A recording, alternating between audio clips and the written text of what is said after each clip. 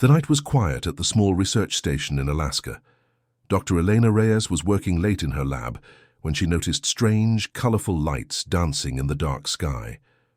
At first, she thought it might be the northern lights, but these moved, differently, with purpose and control. Elena couldn't sleep that night. She kept thinking about those lights. When morning came, she bundled up in her thick winter coat and went exploring.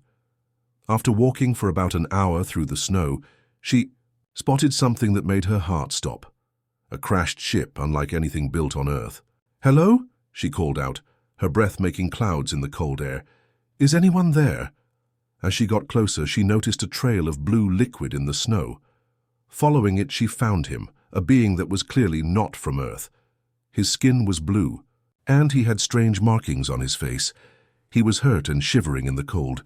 Though she knew she should call her bosses right away, something made Elena pause. The alien looked at her with intelligent eyes full of pain and fear. Without thinking, twice she helped him up. "I'm going to help you," she said softly, even though she wasn't sure if he understood. Getting him back to her lab wasn't easy. He was heavy, and she had to be careful not to be seen. Once inside, Elena used her medical supplies to treat his wounds. To her surprise, his body wasn't so different from humans. After a few hours, the alien opened his eyes. He looked around, confused at first, then alarmed. "It's okay," Elena said, holding up her hands to show she meant no harm. "You're safe here." The alien touched a device on his wrist, and suddenly his words made sense to her. "You should not have helped me," he said, his voice deep and raspy. "My name is Zexar. My people will come looking for me." Elena sat down across from him. "What people? Where are you from?" Zexar looked out the window at the stars that were just becoming visible as evening fell. "I come from very far away. I am part of what you would call the Galactic Council. Or, rather, I was. I fled because I could not support their plans." "What plans?" Elena asked, feeling a chill that had nothing to do with the Alaskan weather. "They are coming to your world. They believe humans could one day threaten their power. They do not want to share the stars with you." Elena tried to process this information. Aliens were real, and they were planning to attack Earth. It seemed impossible, like something from a movie, yet here was proof sitting right in front of her. "How long do we have?" she asked. "Days, perhaps." "My ship was part of the advanced scout team." Elena's phone rang, making them both jump. It was her boss. "Elena, we've got government officials heading your way. Something about unusual aerial activity. Last night. They'll be there in 20 minutes. After hanging up, Elena looked at Zexar. "People are coming. People who will lock you up and study you." Zexar stood up with difficulty. "Then I must leave." "You're still hurt," Elena protested. "If your leaders learn what I know, they will panic. We need time to prepare." He reached out and touched her hand. "Will you help me?" Elena knew this moment would change her life forever. Everything she knew about the universe had just expanded, and somehow she had become Earth's unlikely first ambassador to the stars. "Yes," she said, "I'll help you. But you need to tell me everything about these weapons your people plan to use." And so began humanity's first alliance with an alien being, as Earth unknowingly stood on the edge of a war that would reveal surprising truths about human biology and our place in the cosmos. Elena and Zexar hid in her small lab storage room as government trucks pulled up outside. Through a tiny window, they watched men in black uniforms unloading equipment. "They'll find your ship soon," Elena whispered. "We need to talk fast. Tell me everything." Zexar's blue skin seemed paler now.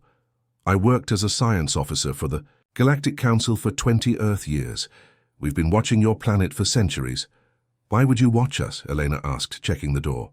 "Because humans are unique," Zexar explained. "Most life in our galaxy evolved similarly, but Earth took a different path. The Council fears what's different." A loud bang on the main lab door made them both jump. "Dr. Reyes, this is Agent Cooper. With Homeland Security. Open up." Elena put her finger to her lips and turned back to Zexar. "Why did you defect?" "The Council voted to eliminate the human threat before you develop space travel. I couldn't be part of that." His eyes showed deep sadness. "My own family supported the decision." Elena's mind raced. "How many ships are coming?" 100 battle cruisers, thousands of soldiers, but they won't need them. Zexar pointed to his head. Their weapons target nervous systems. One blast can paralyze entire cities. The banging grew louder. Dr. Reyes, final warning. Elena grabbed her backpack and stuffed it with medical supplies. Is there any defense against these weapons? None that we know of. Every species we've encountered falls to them. Zexar stood up shakily. They'll be here in 3 days. The main door crashed open. Elena quickly led Zexar to a back exit she used for taking out trash. They slipped out just as Boots stomped through her lab. My truck is behind those trees, Elena whispered. Can you run? Zexar nodded, though his wound was clearly painful. They made it to her old pickup truck and got in just as flashlights swept across the yard. Get down! Elena pushed Zexar below the dashboard and threw a blanket over him. She started the engine and drove slowly past the government vehicles, nodding casually to a guard who barely looked at her. Once they were on the main road, Zexar sat up. Where are we going? My friend has a cabin about 2 hours from here. No one knows about it. Elena gripped the steering wheel tightly. Tell me more about these weapons. They're called neural disruptors, Zexar explained as they drove through the dark Alaskan wilderness. They send out waves that overload the nervous system, causing instant paralysis without permanent damage. The Council considers it humane. Elena shook her head in disbelief. There's nothing humane about invasion. The Council believes it's protecting the galaxy.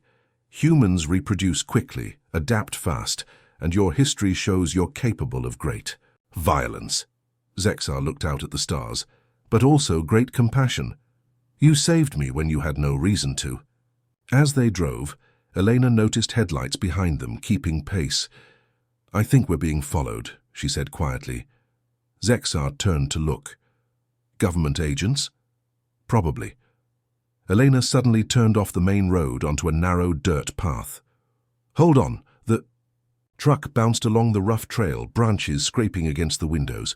The headlights behind them disappeared, then reappeared as their pursuers followed. There's a river crossing ahead, Elena said. We might lose them there. They reached a shallow part of the river. Elena gunned the engine, sending water spraying as they crossed. On the other side, she quickly turned off her headlights and pulled behind a large rock formation. They sat in darkness, watching the other vehicle reach the riverbank. It stopped, its occupants clearly unsure about crossing. If we can reach people, I trust with your information, Elena whispered. Maybe we can prepare somehow. There must be something about humans they haven't considered. Zexar touched a strange device on his wrist. I saved some technical details about the weapons. If your scientists are as clever as the Council fears, perhaps you'll find something we missed. As they watched their pursuers trying to decide what to do, Elena realized her life had completely changed in just one day. The fate of humanity might now rest on what she and this alien fugitive did in the next 72 hours. 3 days, she repeated quietly. We have 3 days to find Earth's salvation. 3 days passed too quickly. Eleanor and Zexar had managed to reach her friend's cabin and make contact with a small group of scientists and military officials who believed their warning. But it wasn't enough time to prepare the world. The sky darkened over New York City first. People stopped in the streets, looking up as enormous ships broke through the clouds. The same scene repeated in Beijing, London, Moscow, and dozens of other major cities around the world. It's starting, Zexar said, watching the news footage with Elena and the small team they'd assembled in a hastily prepared underground bunker. Those ships are just the advance force, he explained. They'll deploy the neural disruptors first to disable resistance. On screen, panic spread through the cities. People ran for cover as smaller ships detached from the massive vessels and positioned themselves over population centers. There's nothing we can do, whispered Dr. Chen, one of the neurologists Elena had brought into their group. Elena grabbed Zexar's arm. How long until the weapons activate? Minutes, maybe less. General Rivera picked up a secure phone. All units, prepare for imminent attack. Unknown effects expected. Report all observations immediately. They watched in horrified silence as the alien ships began to glow with an eerie purple light. Waves of energy pulsed downward, washing over the cities below. But then something unexpected happened. Instead of people collapsing in the streets as Zexar had predicted, the crowds merely stumbled. Some put their hands to their heads, some shook, themselves as if shaking off a chill. But no one fell. "What's happening?" Elena asked, turning to Zexar. "Why aren't they paralyzed?" Zexar stared at the screens in disbelief. "This is impossible. The neural disruptors should have disabled every human instantly." Reports flooded in from around the world, headaches, dizziness, nausea, but no paralysis, no mass incapacitation. The weapons that had conquered dozens of worlds were barely inconveniencing humans. "The Council will be in shock," Zexar said. "This has never happened before." Elena's mind raced through possibilities. "My research," she said suddenly. "I've been studying human autoimmune responses for years. Our immune systems are incredibly adaptive, almost uniquely so among mammals." She grabbed a tablet and pulled up her research files. "Look here," she pointed to a diagram of human neural pathways.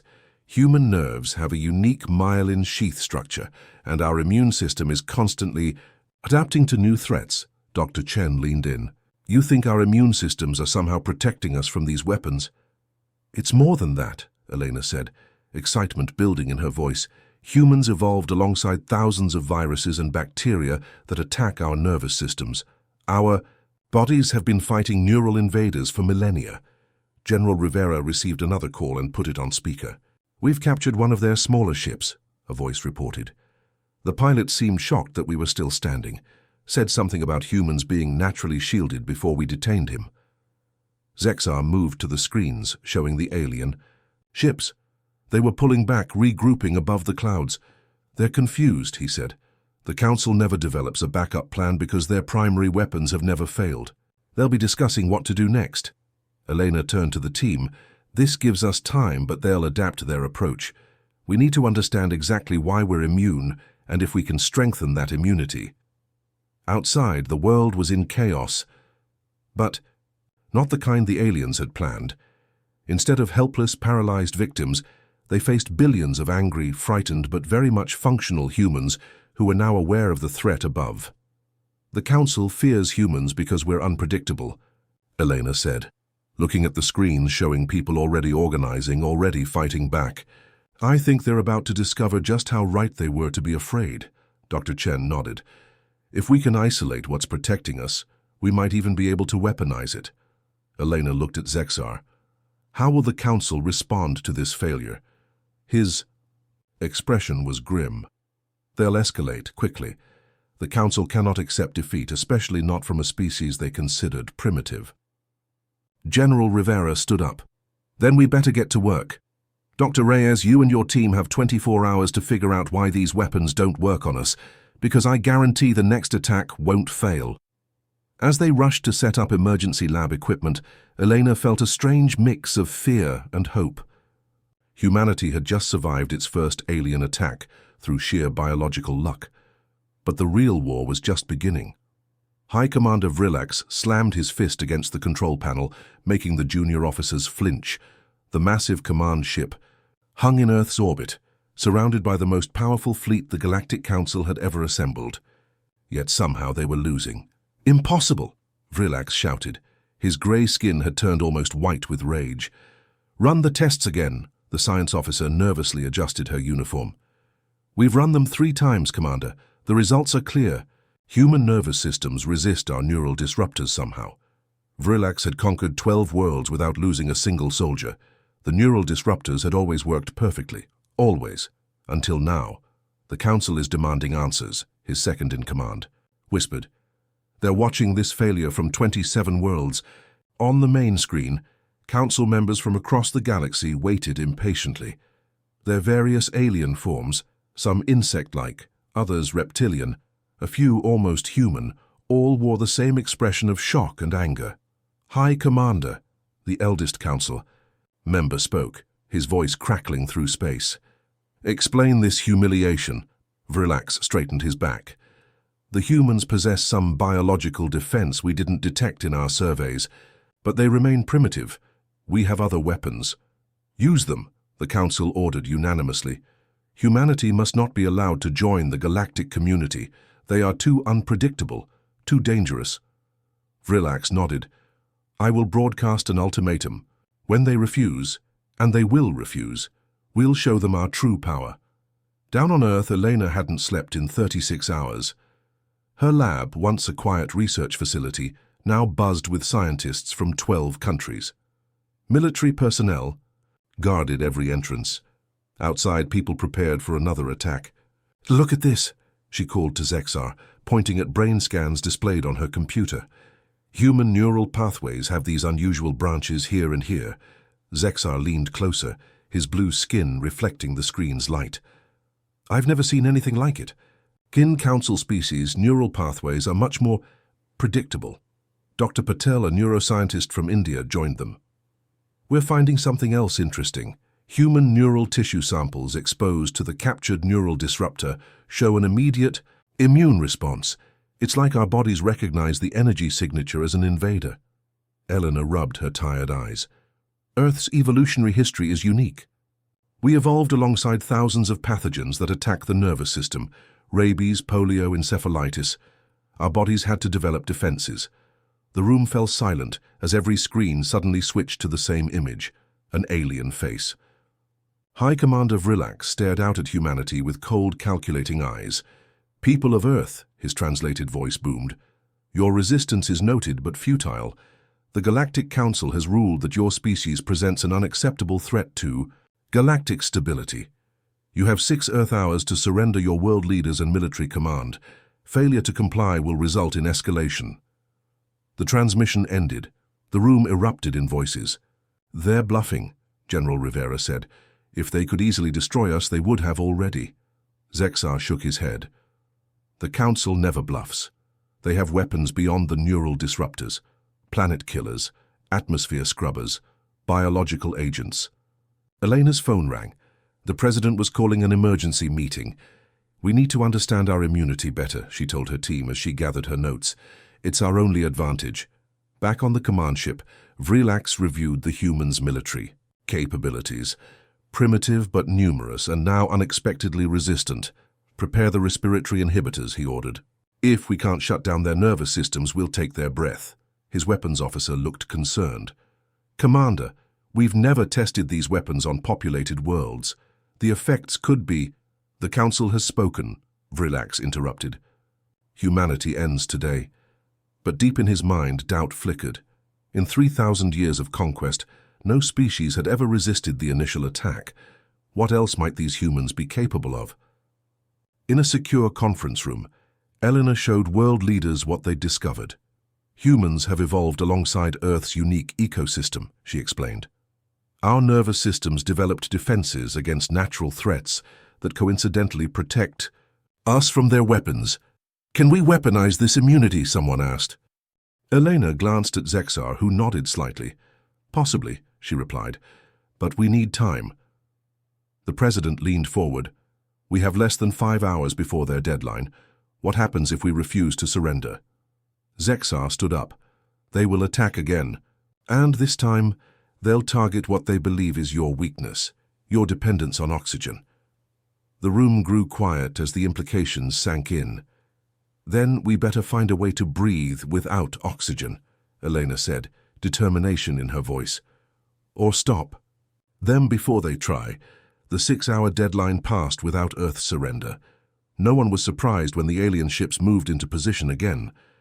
This time, they released thousands of small drone-like devices that descended into the atmosphere.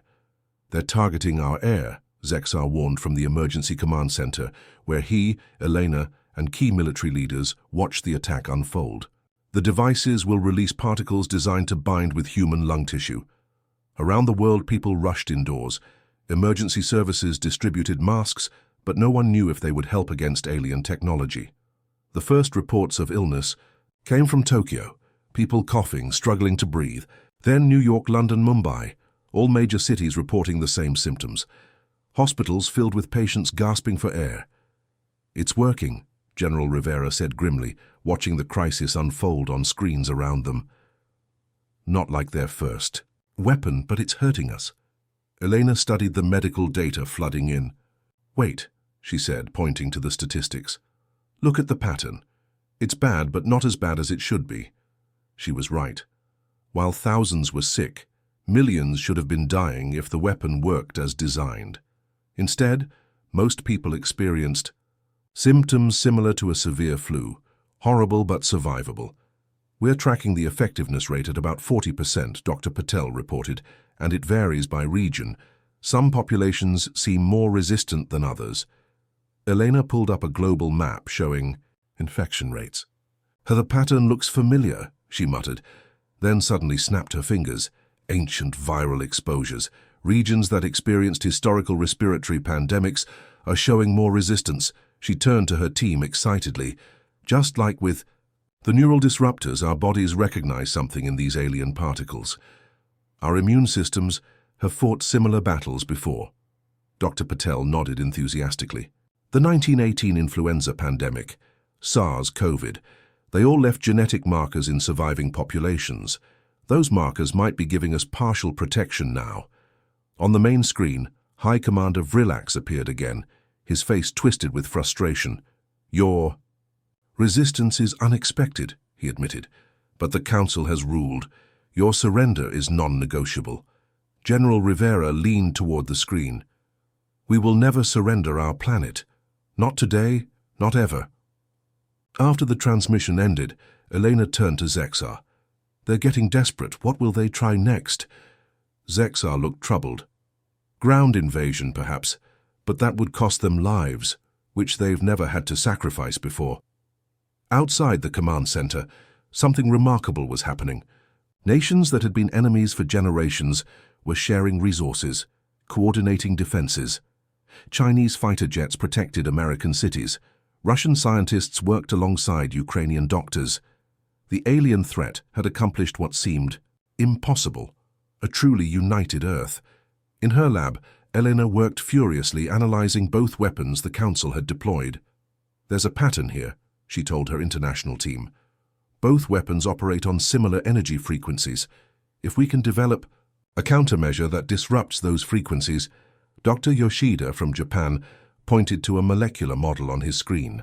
We've isolated compounds from survivors showing the strongest immunity. Their cells produce specific proteins when exposed to the alien particles. Elena studied the model, excitement building. What if we synthesize those proteins, create a treatment that boosts everyone's natural defenses? Dr. Patel nodded. A universal protective treatment, but production and distribution would take weeks. We don't have weeks, General Rivera reminded them, entering the lab. Our military intelligence suggests they're preparing for something big, possibly a ground invasion. Elena looked at her team, then at Zexar. We need to buy time, and I think I know how. She pulled up the communication system.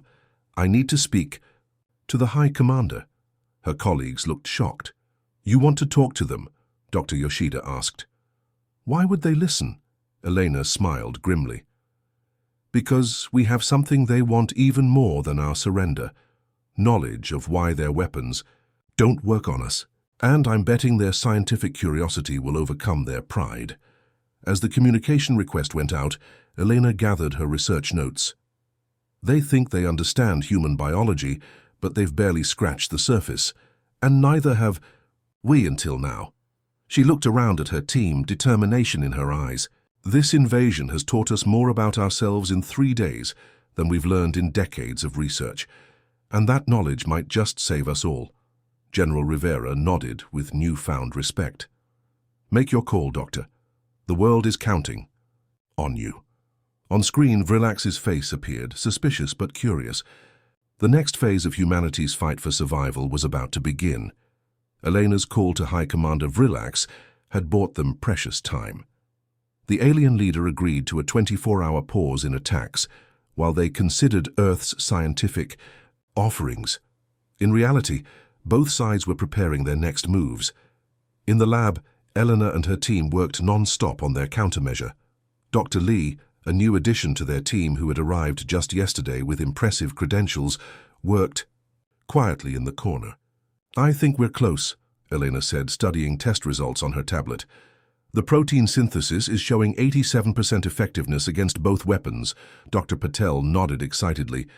If we can get it to 90%, we could start emergency production. Dr. Lee approached them. I've been analyzing the molecular structure. May I see your latest formulation? Eleanor handed him her tablet. She had been working for almost 40 hours straight and could barely keep her eyes open. What do you think? Dr. Lee studied the screen, his expression unreadable. Fascinating approach. I'd like to run some tests in the secondary lab. Go ahead. Elena yawned. We need all the help we can get. Zexar, who had been discussing council tactics with military leaders, returned to the lab. He glanced at Dr. Lee, leaving with Elena's tablet, and froze. Who was that? He asked sharply. Dr. Lee? He joined us yesterday from the CDC, Elena explained. Why? Zexar's blue skin paled. That's not possible. His facial structure, the way he moves.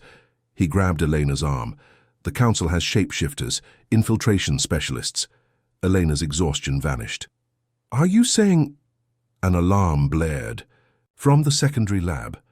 On the security monitor, they watched in horror as Dr. Lee placed a small device on their main server. Instantly, computers began shutting down, data disappearing from screens. He's wiping our research, Dr. Patel shouted. Security personnel rushed toward the secondary lab, but Dr. Lee was already moving with inhuman speed. He grabbed chemicals from a shelf and mixed them rapidly. Gas! Zexar shouted as smoke began pouring from the mixture. Everyone out! The lab erupted in chaos. As people fled, the spy broke through a window and ran toward the helicopter pad, where an emergency medical transport waited. Elena realized he still had her tablet with their research. Without thinking, she ran after him. Stop! The spy turned, his human disguise beginning to falter, revealing grayish skin beneath. The council wants you alive, Dr. Reyes. Your biology is unique. He lunged at her with shocking speed. Elena ducked but knew she couldn't outfight an alien soldier. She backed away, looking for an escape route. Suddenly, Zexar appeared, tackling the spy. They crashed to the ground, fighting with brutal efficiency. The spy pulled out a weapon, a small silver disc. When it touched Zexar's arm, he screamed in pain. Run, Elena! Zexar shouted, still grappling with the infiltrator. Elena hesitated, unwilling to leave him. She grabbed a fire extinguisher from the wall and swung it at the spy's head. It connected with a sickening crunch, and the alien stumbled. Taking advantage of the moment, Zexar grabbed the spy's weapon and pressed it against his throat. The infiltrator convulsed violently, then went still. But Zexar collapsed too, a deep wound pulsing blue blood across his chest. Medic! Elena screamed, kneeling beside him. Hold on, Zexar, stay with me. Security personnel surrounded them. Elena's tablet lay nearby, cracked but intact. The council, Zexar whispered, his voice fading. They're desperate, planning to capture humans. Study them, perfect their weapons. Elena held his hand tightly. We'll stop them. We'll find a way. Zexar's eyes fluttered. They've never failed before. They'll send ground troops, try to take test subjects. As medical staff rushed to help Zexar, Elena's phone rang. It was General Rivera. We've shot down 3 of their landing craft, he reported, his voice tight but hopeful. Their ground troops aren't adapted to Earth's gravity or atmosphere. Our forces are holding them back. We can win this, Elena realized. If they can't use their weapons, they don't know how to fight a real war. As medics loaded Zexar onto a stretcher, he grabbed Elena's wrist with surprising strength. Finish it, he whispered. The countermeasure. It's not just for Earth now. Other worlds, enslaved by the Council, they need it too. Elena watched as they carried him away, his blue blood soaking through bandages. She picked up her damaged tablet, relieved to see the data was still accessible. Dr. Patel, she called, her voice steady despite her exhaustion and fear. Gather everyone who's left. We're finishing this today. Around the world, reports streamed in of alien ships being shot down, of ground troops retreating from unexpected human resistance. For the first time since the invasion began, hope spread faster than fear. In her mind, Eleanor made a silent promise to Zexar. She would complete their work. And when this was over, the Galactic Council would learn that humans were not just immune to their weapons, they were ready to join the stars on their own terms. 3 days after the spies' attack, Elena stood in the rebuilt lab, staring at results that could change the fate of humanity. Her eyes were red from lack of sleep, but filled with determination. The room buzzed with activity as scientists worked frantically to understand her discovery. "It's not just our immune system," Elena explained to General Rivera and the remaining team members. "It's our microbiome, the trillions of bacteria that live inside every human body." She pulled up images on the main screen, showing microscopic organisms. "These bacteria have evolved with us for millions of years. They're not just passengers, they're partners." Dr. Patel nodded excitedly. "When the Council's weapons hit us, these microorganisms produce compounds that protect our nervous systems and respiratory functions." "But why don't other species have this?" asked General Rivera. Elena pulled up more images. "Earth's evolutionary path is unique. Most planets in the Council's territory have relatively stable environments. But Earth has gone through multiple extinction events, forcing life here to become incredibly adaptable." She zoomed in on a particular bacteria. "This one is especially interesting.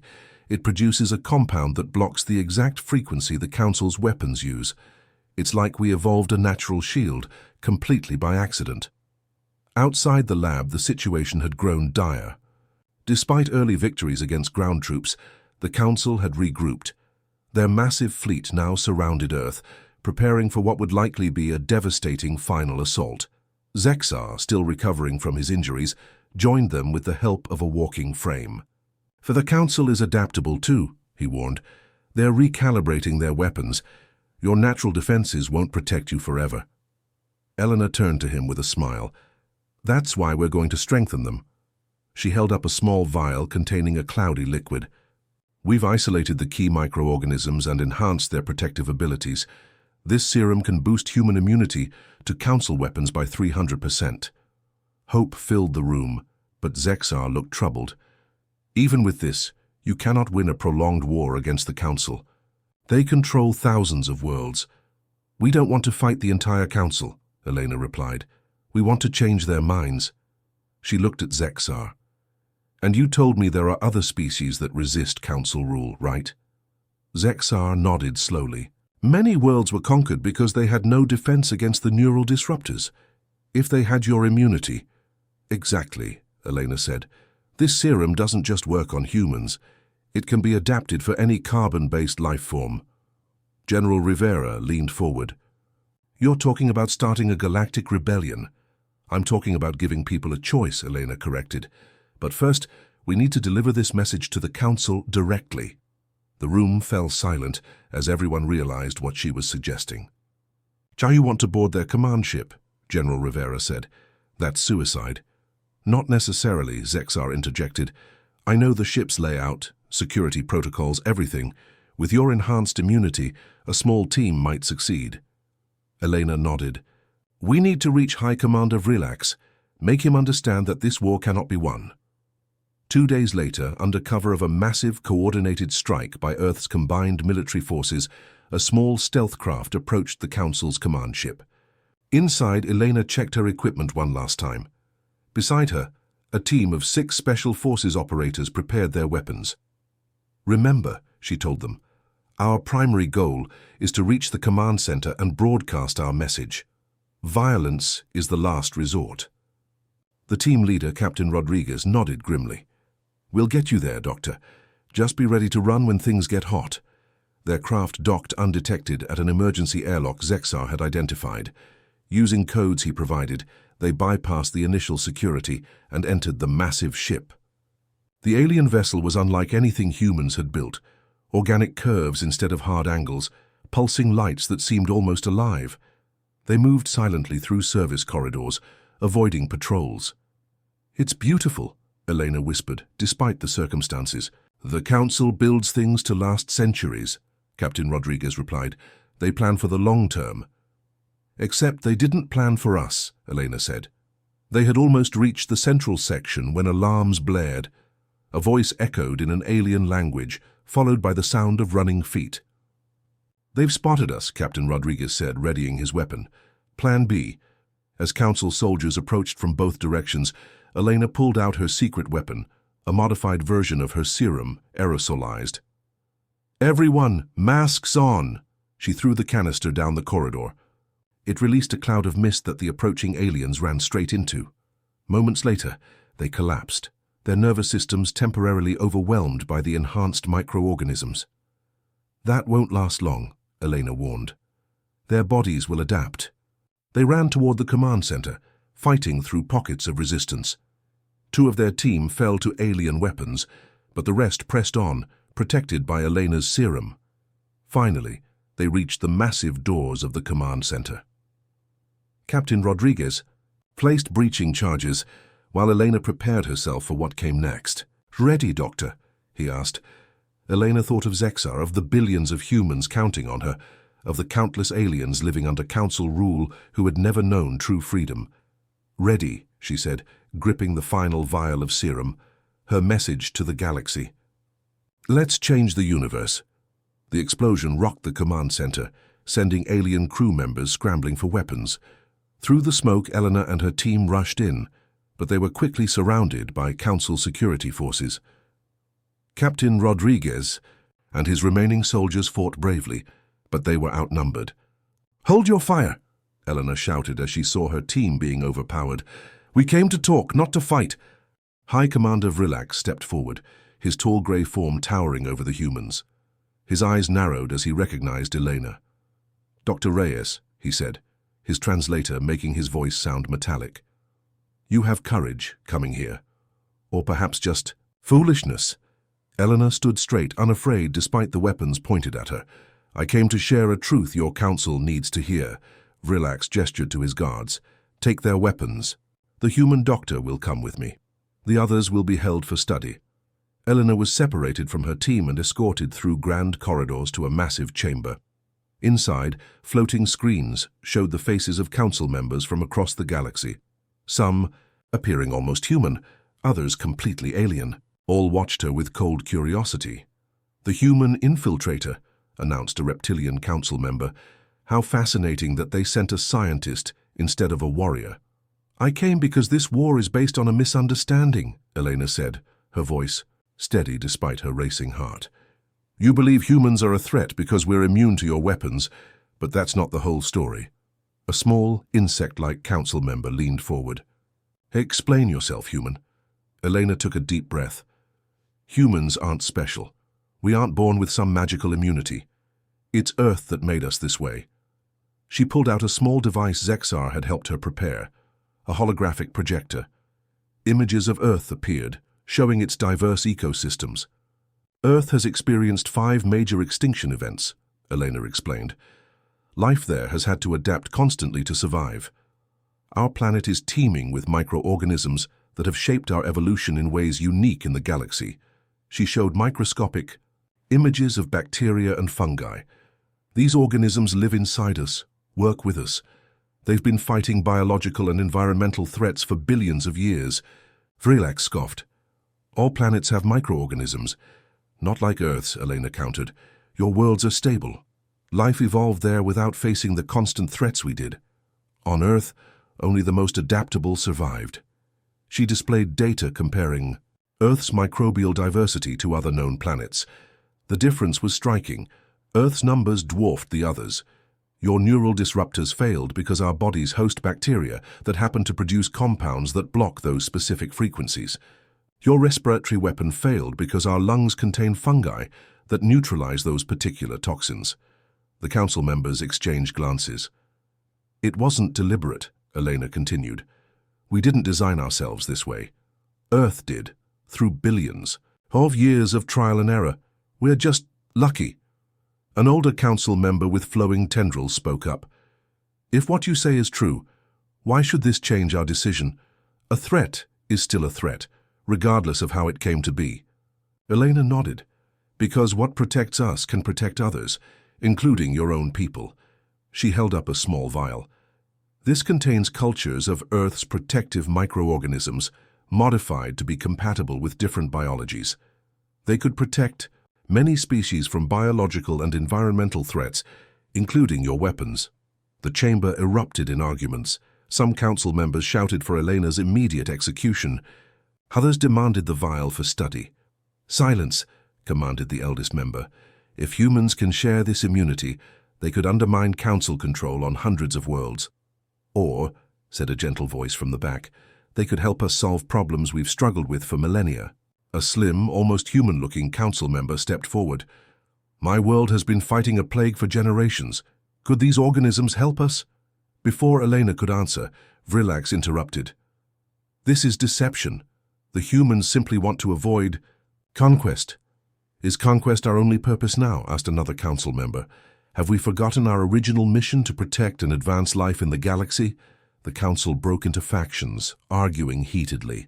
Elena watched in amazement as cracks formed in what had seemed like a monolithic authority. A young council member approached her while the others argued. "Is it true? Could your Earth organisms help other worlds?" Elena nodded.